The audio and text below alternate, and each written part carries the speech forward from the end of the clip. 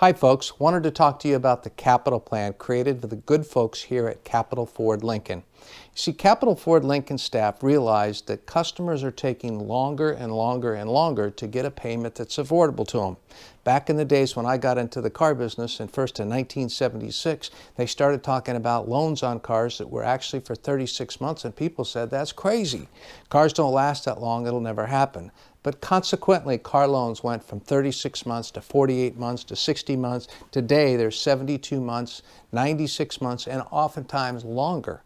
The one thing has always been true. Customers want the lowest payment to be able to fit their budget, and unfortunately, they wind up with long-term financing contracts that put them in a position where sometimes they owe more on a car than it's worth. That creates a particular problem when a customer's needs change and they need maybe a car with better technology, better gas mileage, or something else that creates them a larger family, a smaller family, tow a bigger boat, whatever can happen that could change those needs. It drastically puts these people in a bad position. So the good folks at Capital Ford Lincoln created a program, and this is kind of how it works. You pick out a same car like you always would, but ask them to show you the comparison between what happens if you take the traditional long-term loan to get that payment versus what happens you would take if you took the short-term lease called the capital plan. I think you'll find is oftentimes you can wind up with a lower down payment, you can wind up with a lower monthly payment, and most importantly, you will never be upside down or owe more on your car than it's worth in a 2-year period of time.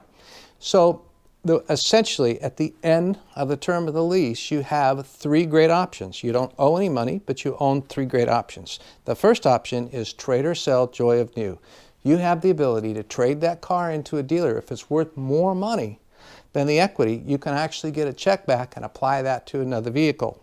Option number 2 says, if for some reason the car's not worth what the residual value, maybe the car was in an accident and it was repaired. Perhaps for some reason the cars are running off of tap water and they're easier to get today, or the technology of the new cars is so much better because they're all self-driving.